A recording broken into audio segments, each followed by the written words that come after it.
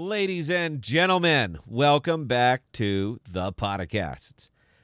It's a scary market, isn't it? Isn't it? Folks are still reeling from the flash crash, and uncertainty is running wild. For the crypto vets, it's Monday. For the rest of the crypto and legacy world, it is confusion and it is doubt. This is crypto, folks. Get used to it or go elsewhere. It's not for the faint of heart. An investor is smart. A large group of investors are anymore just waiting for a reason to bolt, and it doesn't take much to start the lemming train. People write books discussing this very phenomenon, but they fail to realize that it is simple human nature. Nobody wants to get stuck with the check. If you know your token, if you have done your research, you know what it's worth. And all the mayhem in the world isn't going to shake you off your branch. Be that guy. Today is an easy one, folks. AMP is at a comfortable and happy buying place for me, and I am a buy-in. A huge step forward for Flexa occurred with Transformers, and I don't feel like I gave it enough time, so I will today. And BancoAgricola is showing you exactly why they partnered with Flexa and not just rolled out Lightning on Flexa. Getting into all of this, as well as my picks for the week, right after this, guys.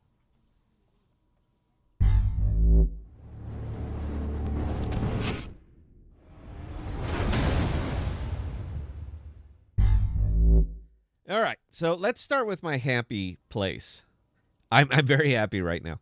AMP is still at a nickel. There it is. Now, this worked out well for me because I gobbled up big bites of scale during the slump, and I did what I do, which is realize profits on one of the few green cryptos in my portfolio today. Now, my method is stupidly simple. I diversify the hell out of my portfolio so I can leverage a crypto that is up for one of my long terms that is in an ideal buying place. AMP is in an ideal buying place for me. So out went some scale and in went some AMP. Now don't worry about the scale. It's going to be fine, just fine without all of my money right now. And when AMP is at a nickel, I see it as a printing press. Today, the same as I did yesterday.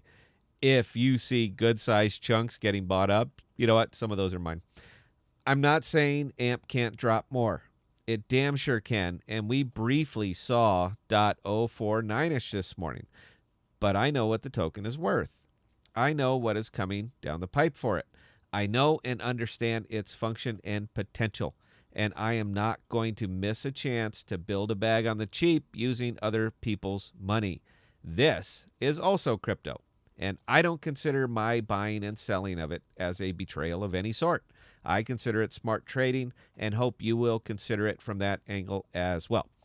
As long as it stays at or around a nickel, I will continue to realize profits from my other holdings and invest it into AMP. When it finally decides to go, it's going to go fast. The world hasn't caught up to the news and the ramifications of what is going on down in Central America, but they will. You can ignore the elephant in the room all you want. It doesn't make it go away. And why am I more excited than I have been in a while? Transformers. This is the building block that I have been babbling about for quite a while when I talk about AMP. Its value does not come from liquidity, although it will move the needle. Its value comes from usage, like any other foundational token. VeChain, Ethereum, ADA, Sol, all foundational tokens. You don't invest in them because they are going to skyrocket all by themselves. They're not coins. You invest in them because the landscape is set for other entities to build on them. And if the product is good, folks will build. AMP is a good product, and the construction has started. Flexa they were the first, but Lightning was next.